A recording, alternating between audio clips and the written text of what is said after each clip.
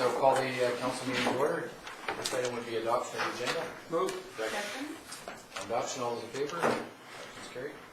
No delegations this evening, so we'll move on to minutes of meetings for approval, the March 18th regular council meeting minutes. Move. Second. All those in favor? Motion's carried.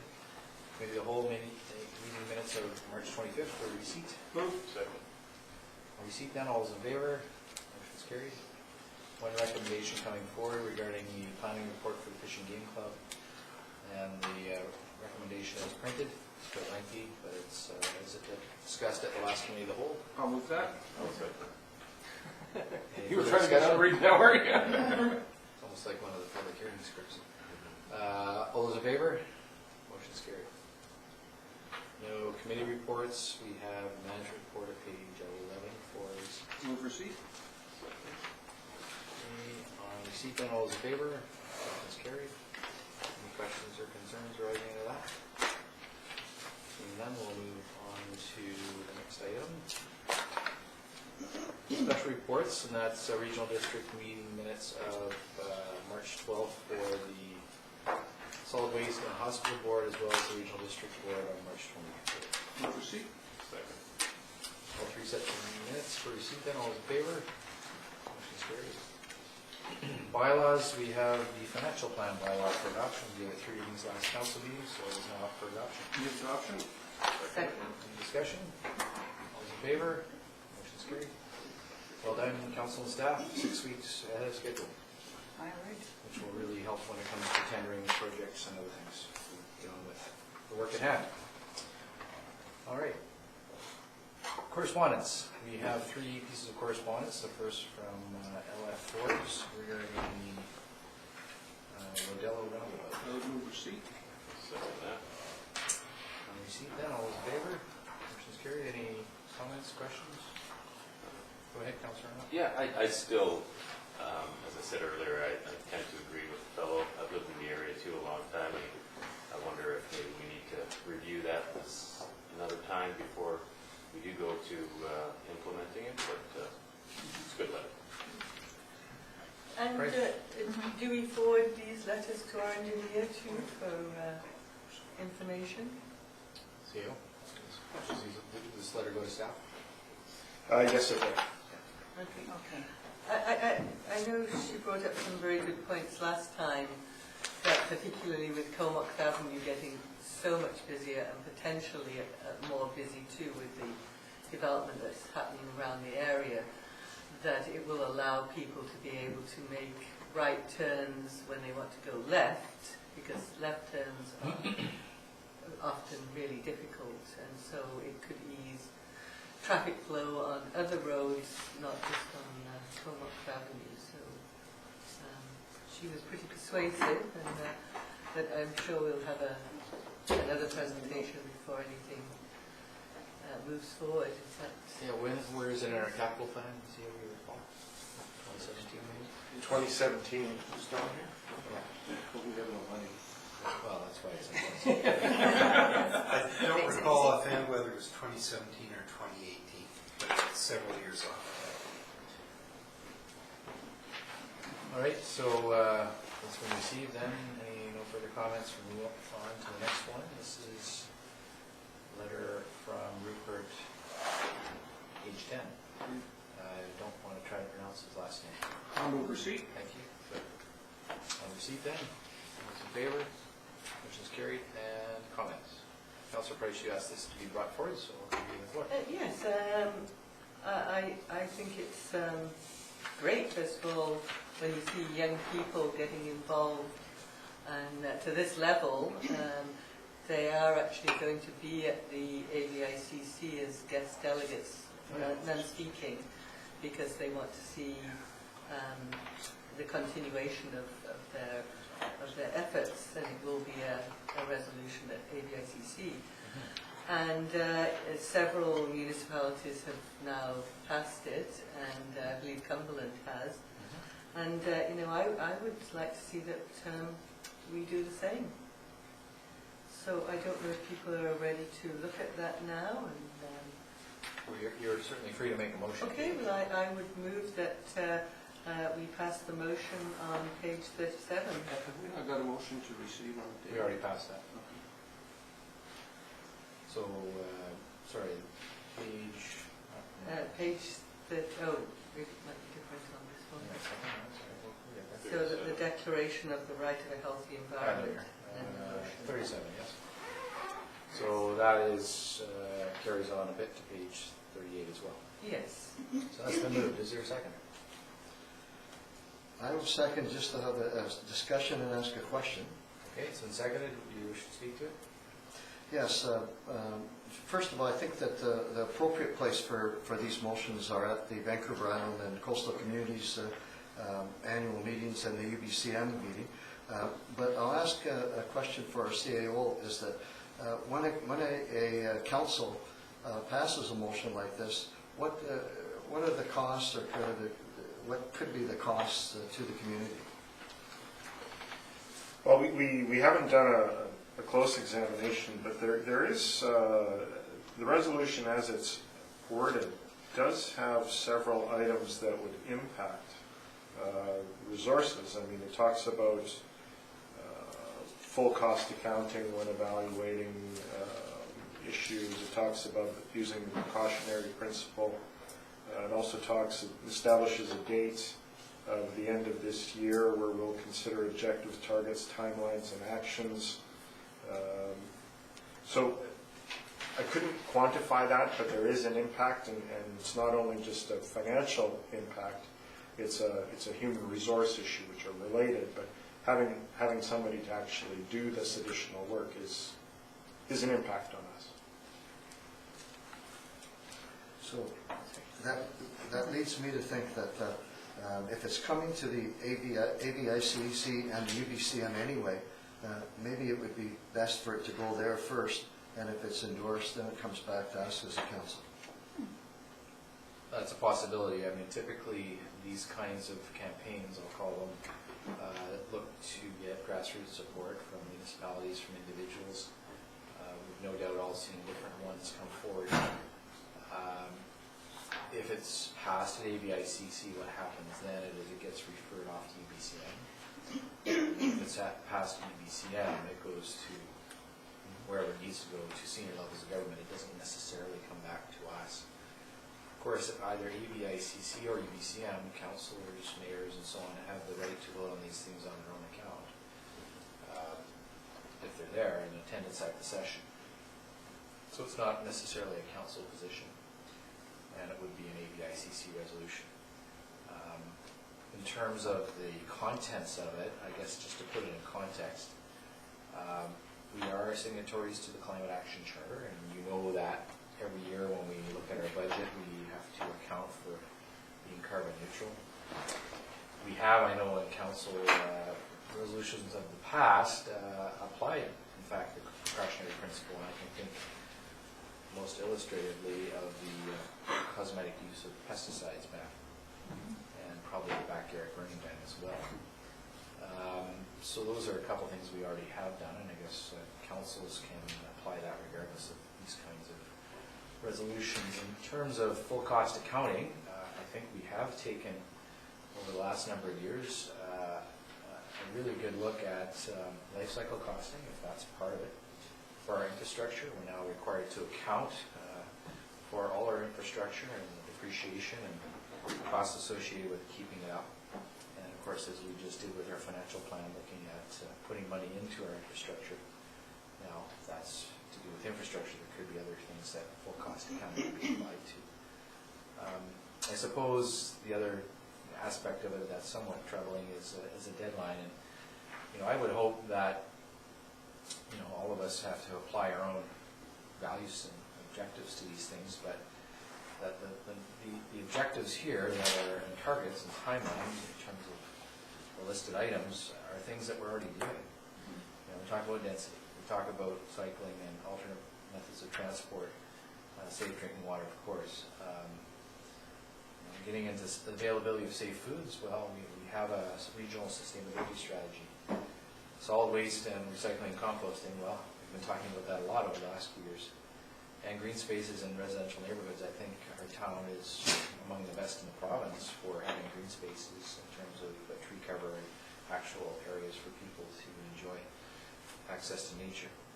And of course, we talked about greenhouse gas emissions. So, you know, a lot of these things tend to be motherhood statements, and if you look at the campaigns like this or the Blue Community one that came before us a while ago, talking about drinking water, also the Dogwood Initiative about pipelines. There is a role for council and individual members of council to be advocates. I guess you just have to pick and choose. And one of the best comments I heard about that was, you know, if you have that role, you decide how to play it. But if you're going to commit your council to it, be careful not to commit resources to it. Because we always have lots of things to do at our council and staff level, so that when we come to providing them with instructions for a work plan, they don't get potentially sidetracked by these things. So those are my comments on it, and leave those as others may wish. Comment? And you put it so well, we are already doing, if not all this.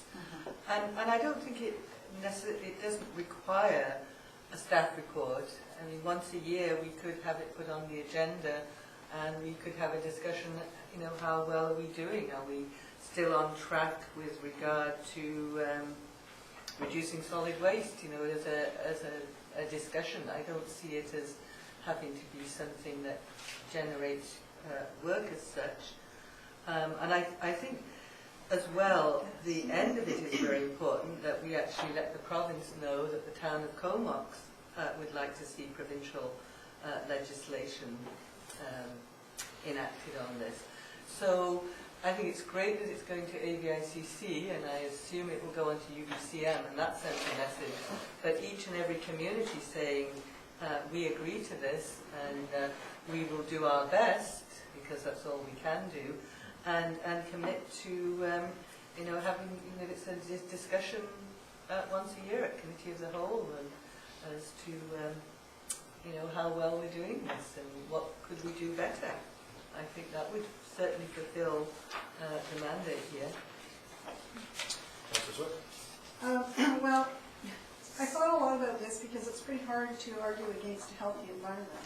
But I believe that the town of Comox is already doing a good job in the areas that we have in our jurisdiction to affect, I guess. This motion is very broad, and I believe it could have enormous implications for both the taxpayer and staff if we were to try and tackle it seriously. And I think it's important enough that you need to tackle it seriously if you're going to adopt it. I'm not sure how it would be possible to set some reasonable and fair targets and goals in some of the areas, as we don't have staff to guide us. I would cite the safe food section as being one of those items that it would be impossible to determine what safe food is.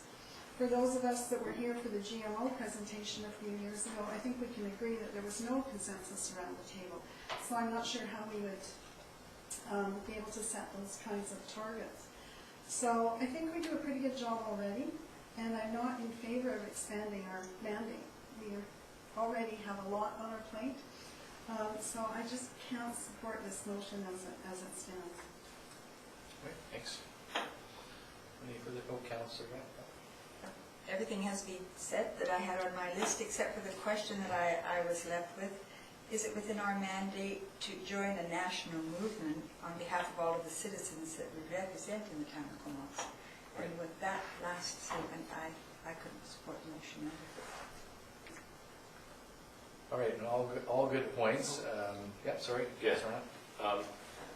I do like this, but there's a couple questions that I don't know that can be answered, and perhaps through the Mayor, Councillor Price would be able to tell me that what the full cost accounting would be for this when evaluating the motion. It says here, the town of Comox shall take cost-effective measures. I don't know what those mean. And I've Googled this, I've looked up the young lad's information there, and I can't find an answer. And I do like this. I mean, as Councillor Swift, I believe, said, who doesn't want clean air? Who doesn't want clean drinking water? I do. it's those, the town has a responsibility, the town shall apply full cost. Those are pretty heavy statements for me to agree on without really knowing what this means. And honestly, I have tried to dig some information up, but I can't find it. I can't find what that means. So I do agree with it, but this motion is a tough one to swallow. Councillor Carter. Well, I think as Mayor Ives said, a lot of this we are doing, and where we aren't doing it, we are working towards doing it, like cost-effective decision-making and looking at the full cost of what we do. So, something, the project at the rec centre is a classic case that the heating system was more upfront costly, but with the heat exchange, it was a very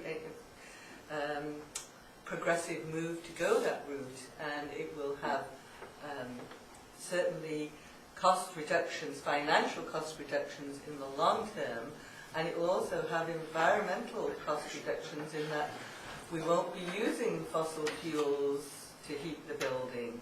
So, we're not going to change overnight, and the world's going to be a perfect place. But it's saying that these are values we wish to follow, and we will do our best. And I think that the values we're already following. So it's like in the same way as we have a vision statement on the wall, and it's good to to come back and by signing on and promoting it, I think we're making a statement, and I think we're doing Comox justice, because I really do believe that we are going down this path anyway, and I really do believe it's a path we want to be on. So I really don't see. I wholeheartedly support it. There's, of course, other ways to deal with this, and that it could be modified. I think, in fact, Cumberland modified theirs a little bit to, for example, take out the December 31st, 2015 deadline. There's also the aspect that the whole essence of this Blue Dot campaign is to request that the right to a healthy environment be enshrined in the Canadian Charter. And I think if it ever did get to that point, the right that they would be looking for to be enshrined there would be basically the first part of the Declaration, which says, all people have the right to live in a healthy environment, including, and they list those things. That would probably be the extent to which it would be included within the Canadian Charter. So, council may wish to support that aspect of it and not, take on the rest of the more, mandatory provisions where it says shall do this, shall do that, and we'll consider, and so on. So there's that too. I think, pretty sure most of us would agree to the first part of that declaration. It's just, what are we expected to do as the town of Comox, given our, resources, limited as they are, to put these things into effect. And it doesn't mean that we won't take these things into consideration, but I suppose if we pass this, somebody comes along and says, hey, by the way, you didn't do this and you didn't do that. What's the outcome? So there's a possibility to potentially amend it, take elements of it out that are more prescriptive, and perhaps leave the declaratory nature of it intact. So I throw that out there too. Would other councillors be open to that? Well, you have to move an amendment if you wish. That's why we have meetings. to decide whether or not there's support for that. You'd have to make an amendment to, delete all but whatever. So that would be the approach to take. You can debate that and vote on that, and then the motion as amended could be considered. So we have a motion not yet amended. Would any councillor like to make that motion? You would be a councillor. You touched it last. Yeah, we're waiting with you. I would be comfortable making that amendment, Which is? I don't have the original motion in front of me. That's my problem. I was asking if yours I'm sure Councillor Price can show you. So what you were suggesting, Mayor Ives, is to eliminate the beginning part? No. Okay. Leave the Sorry. whereas and therefore be resolved endorses the following declaration, and then Yeah. the declaration that says all people have the right to live and so on, and then you could finish it at the bottom of those 1, 2, 3, 4, 5, 6. Yeah. So you'd have the right to breathe clean air, the right to drink clean water, the right to consume safe food, the right to access nature, the right to know about pollutants, contaminants released in the local environment, the right to participate in decision making. That will affect the environment. Stop. That could be a declaration that you could consider endorsing. That's just how I would have worded the motion. Okay. You're saying delete all after the word environment. Is there a second for that? Second. So for discussion, that's been seconded. Any further discussion on that amendment? Councillor Grant? I'm just wondering here how it is that, if we read this, all people have the right, how is the town of Comox going to have anything to do with all people having the right to breathe clean air, or, I mean, we look after our own water supply, but this says all people. We don't have any control over what happens in Botswana or wherever the heck it might be. So I'm not even sure, I never like to have a motion that we can't really, or pass something that we really have no control over, or we can't really do anything about. And to me, that's what this is. I mean, we can't do anything about, we can do little bits about this in our own community, but we can't do this for all people. That doesn't make sense. Fair enough. Councillor Swift? Well, and my problem with this is it's vague in some regards, like what is safe food? What is clean air? I mean, I'm not sure that we all agree on what those standards are. So, well, if you take it at its very most literal interpretation, certainly, it's great. But when you try and drill it down into some specifics, that's when you get into some trouble. So I'm still having trouble with it. Okay, fair enough. Councillor Price? Well, I certainly preferred it as the whole, and that was when it gets down into the specifics and how we could accomplish that. But, you know, politics is the art of the possible, and I would still like to see that we endorse it. And when you talk about rights, you can hold a right, and you might not absolutely know the answer how you do it.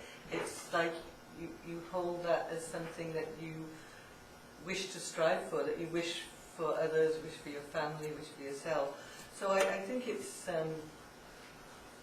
I think it, you know, I certainly don't see that it's any harm in making that declaration. And I would like to add, if we do go with this truncated one, that we do add the last "be therefore be it resolved," that we do, or you know, write to the province and say that we commit to this declaration and make that step. Oh, sure. Yeah, I would take That was included. I would take that as a friendly, yeah. Thank you. That's great. And it's a grassroots organisation, and it's amazing that, you know, 2 kids have had such an impact. A lot of the municipalities in the Capital Regional District have taken this on. They've got to ABICC, and I think their message was very good. You know, they are the ones who are going to inherit the world, and so if they want to put down a few ground rules at this point where we're the ones in the seat, I have absolutely no problem with it. So preferred the first, but happy to support the second with the amendments. So speaking to the amendment, any further speakers? Councillor McKenna. Just a legal technical question, I suppose, and somebody suggested earlier these might be motherhood statements, which are difficult to disagree with. But how technically legal can we be held for?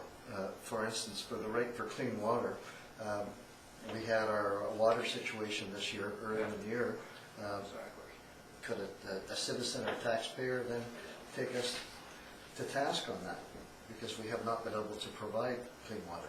Well, We did, of course, have a boil water advisory, which ensured that people's safety was ensured by making the water that might not have been good to drink right out of the tap clean by boiling it. So when we do apply these things, the Charter of Rights and Freedoms in the federal Canadian context is a list of numerous rights which talk about mobility rights, legal rights, equality rights, language rights, minority language, education rights, etc.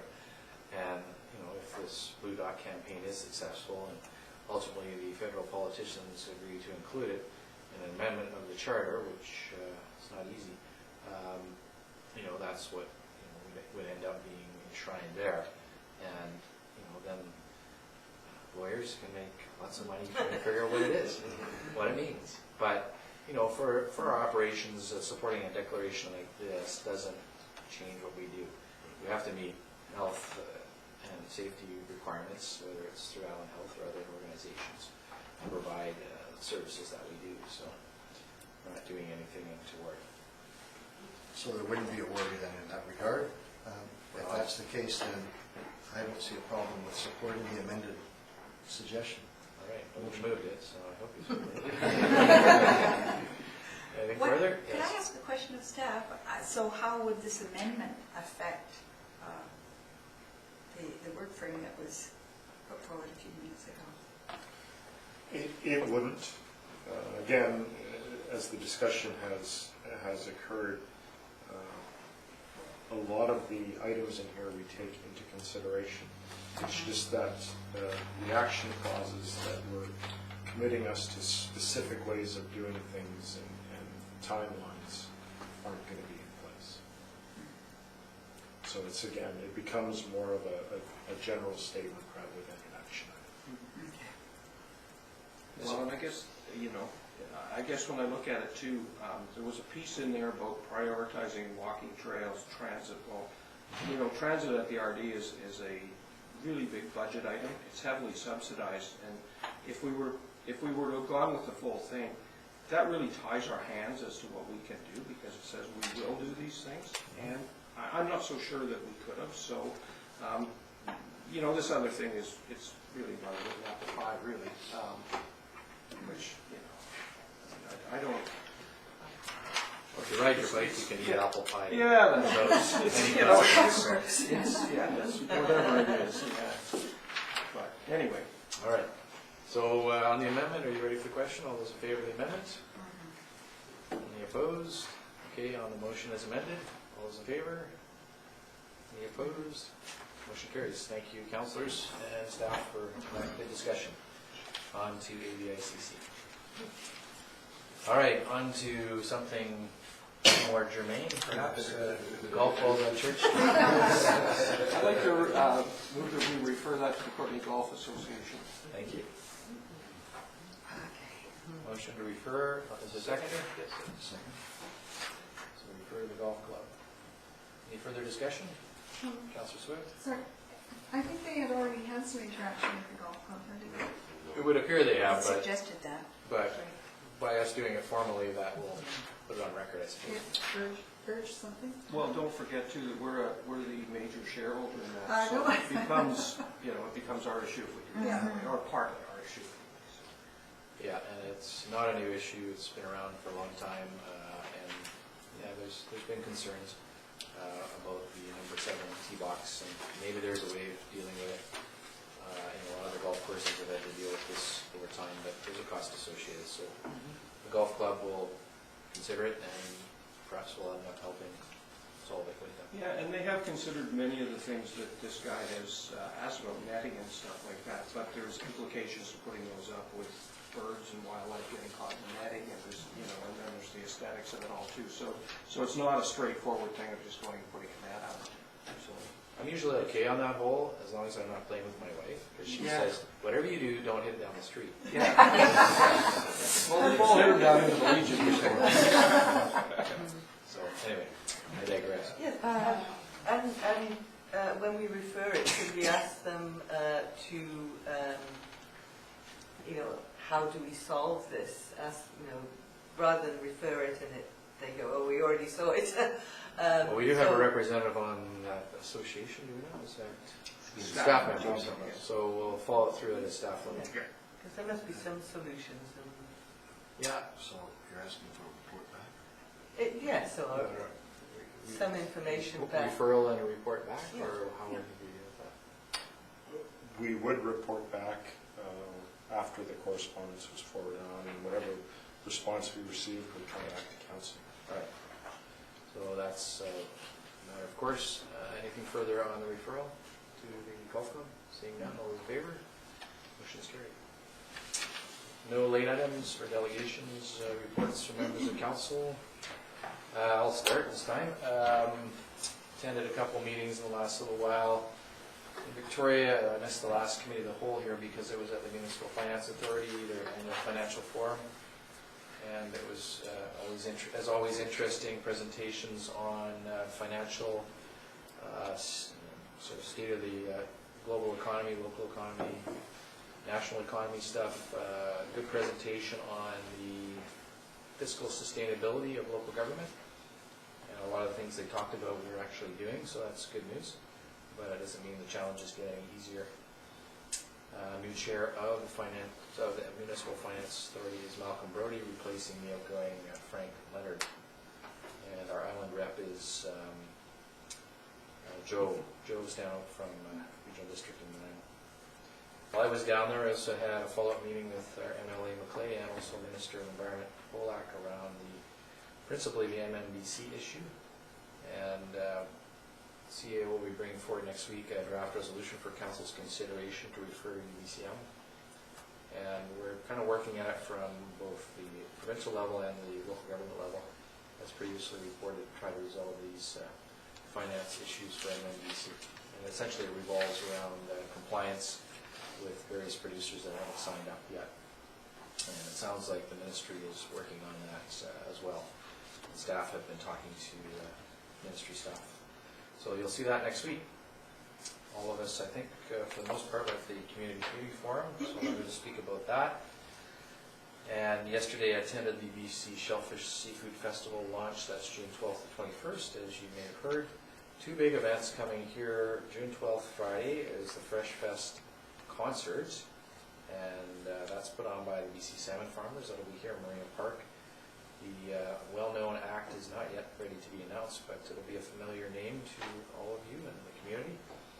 And also June 19th is the annual, I think it's 7th now, Shellfish Gala dinner, so that's at Filbert Park. And there'll be other events throughout that 10-day festival, which is getting bigger and better.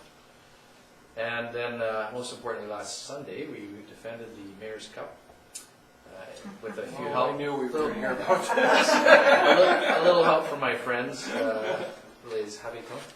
And it was a great game, and funds were raised for the benefit of Kids Sport and Comox Valley Minor Hockey. Early indications are at least $10,000 to be split between those two organizations. Awesome. And it took till about yesterday afternoon until I came down off Cloud 9, but I had a lot of fun with it, and thank you for all your support in the financial contributions that you helped me to make to that organization. And the event was, I think, a great success. So. Could you tell us about your goal? You might, I know you're going to, so tell us about the Pedley shot. Yeah. I heard rumors that it was a backhand roof, which I call bullshit on. It was on TSN 7. Yeah. Yeah, I played on a line with a couple of guys, Steve Penny and Norman DuPont, who kept setting me up left, right, and center, and I couldn't put one in the net if I tried. So goalies were focusing on me, I swear. They did a trumped-up penalty shot call in the third period, and I had to skate down the ice in front of 500 people and try to score. And lo and behold, I found some hands and went backhand shelf on it. So Yeah, right. well, I think it got up there. But it was better than shooting it in the crest of the goalie's jersey like I usually do. Yeah. So that was a lot of fun. Also, Richard DeLuca, who's the BIA president, he had bid on a spot on the team, and he had a lot of fun. He got a hat trick. And Donna Cluche, who's an accountant and Courtney, who's also the controller for the Coastal Trust, she got to play, and she got a penalty shot as well. So it was a lot of fun, and the fans were entertained. The kids that got to play with the Habs were just delighted, and great time, and it was a great way to end up at the end of the hockey season. So that's my report on it. Councillor Margaret. Yes, I attended the board meeting for the Vancouver Island Regional Library on Saturday.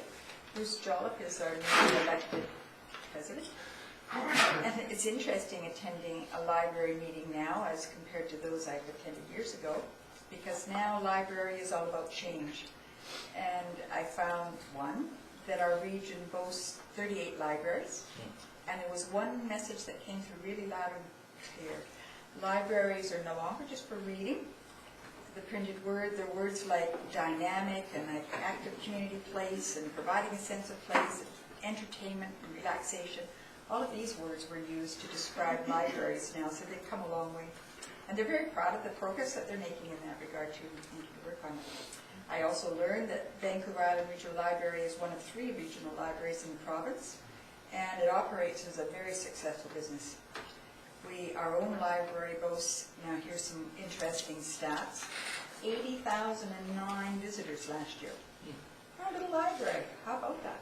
Total circulation, a total physical and digital items circulated was 233,026. So obviously our library is well used and continues to grow. All right, great, thank you. Good to hear. Councillor Kennedy. Yes, excellent report, Councillor Grant. And just a couple of kudos here. I attended the Town of Comox staff retirement, and I want to pass on kudos to our CAO and whoever organized the retirement to acknowledge retiring employees for the town. It was very well done, and it's not the first one that any of us have attended, but a really nice touch to acknowledge people when they're leaving. Attended the Immigration Center Welcoming Communities meet and greet the other day. Very well done. Again, a nice gesture to include elected officials and others in connecting with that group. Attended a Chamber of Commerce sponsored Growing Your Business workshop, which was entitled, very interesting name, Punching Above Our Weight, Working Together and Competing Globally, and a very interesting speaker sponsored by the Chamber of Commerce. Well done. Aspen Park had an expo, which I thought was a very interesting concept of inviting businesses to their gymnasium and opening it up after school hours to the community, and very good, making schools community schools in effect, and it was nice to be invited there. Isfeld Secondary had a Rotary Interact dinner across the way at the Destair Center the other day. Nice to see young people involved in our community with the Rotary Interact Club. And attended with a number of other councillors the Comox First Nations and the CBRD elected officials community forum, which was just a tremendous event for bringing togetherness and understanding. As well, breakfast at the Stair Center on Saturday. The Shellfish Festival was mentioned earlier. Been a busy couple of weeks, but we have lots going that are positive things in our community. Thank you. Great, thanks. Councillor Price. Yes, and I was at the Comox Archives and Museum Society monthly meeting, and planning in place for the new exhibit, which is how Comox grew, who came here first, where they had each shop, and what got burnt down, and the history of many burns. Also, the next year is going to be the 100-year celebration of the 102nd Battalion leaving Comox for the First World War. And it's also the town's 70th anniversary, so there will be some celebrations going on for that. The Archives and Museums AGM was on Saturday, was last Saturday, and that featured a PowerPoint presentation showing photos of how Comox has changed. There was 2 regional district board meetings, and resulting in the final passing of the regional district budget, which was yesterday. The landfill liabilities, the biggest change with the provision for landfill closures. There's some huge costs associated, and the auditor was there, and he was saying too that all municipalities and regional districts are finding these big jumps with the change in requirements. I was also at the Community to Community Forum, which was great. I think one of the highlights was the walk, and it's amazing when you get a whole group of people and you walk and you talk, and you can accomplish a lot. And I did go to the When I'm 64, the Comox Valley Women's Business Network fundraiser for I Belong the weekend. That was very good. And I was also at the official kickoff last night for BC Shellfish Growers summer events. Okay, great, thanks. Councillor Stewart. Okay, I attended the second meeting of the Sewer Advisory Group, which is the group that has been made up of some residents from the Cordo Beach area, plus staff and a rep from Courtney and myself from Comox. And some other sites were proposed, and staff is looking into some of those. They're being investigated, so there's, I think, 4 or 5 more sites that they're having another look at. Some of them have already been looked at before, and a couple of them were new. I also, later that day, went down to Victoria, and I took some time to visit the Curry Road pump station, which is an amazing pump station right in the middle of Oak Bay. So if you end up going down to Victoria, it's probably worth a drive through. I walked around the property. There was not a vibration in the ground or any odor. It was completely silent. So that was kind of encouraging. And that's in a residential neighborhood, right? Yes, absolutely. And then also the Craig Flower Pump Station, which is under construction at the moment. But they're both very different styles of buildings and so on. I think both examples of how a station can work in neighborhoods. Attended the community forum, and it was a really worthwhile day of conversations and just, you know, an ability or an opportunity to get information and improve understanding. And then the Philbrook AGM was on Saturday, and they continue to be really busy there with the restorations of the lodge, the completion of the outdoor stage. They're still raising funds so they can do their lighting there. Doing some significant improvements to the tea house kitchen in anticipation of Tria Catering being on site and being able to provide catering for weddings there. And they will begin their season this weekend with an Easter Bunny Trail hunt. So if you have any little ones, they're going to be doing their hunt Saturday and Sunday from 12 to 3. And the children can look for the rabbits around the property, and then they get a treat when they've completed their map. Also, Tria is going to be there doing some crepes, I believe, and Benito Gelato is going to be down there with ice cream. So there'll be some nice things to do down there, and all we need is some sunshine. So if you've got company coming or some little ones around, come on down. All right. Sounds like Grandpa Arnold's going to be doing that. I might do. I just don't want the little brown things from the real chocolate ones. I went to Community Justice Center meeting, the Community to Community Forum, the Shellfish Gathering on Monday night, and that's about it. Great. Councillor Gatt? Yeah, at the RD, we also approved the 2014 audited financial statements, which that means we tracked it well. It doesn't necessarily mean it was spent well, but it was certainly tracked very well, according to the auditor. We also renewed the economic development contract for 5 years and the budget. And I missed this meeting, but something I've been working on for some time was the Developers Association. They had a breakfast put on by Economic Development with the development community, and our staff was there too. And it looks as though a Developers Association will be set up. And I think this will be a really good step towards getting some of the issues that come up on both sides of the issue. I think there are truly issues on both sides, and I think that this is a really good way to sort of work through that instead of the one-off way that we've been doing it. So I think that's been a really big step towards getting some continuity in how we do things. And Courtney's staff was there as well. So, and the word I heard was our staff did a very good job of promoting our concerns and what goes on, and also some of the good things that we've done to make changes. So. Yeah, Marvin gave a presentation on our incentives fund. Yeah. Good.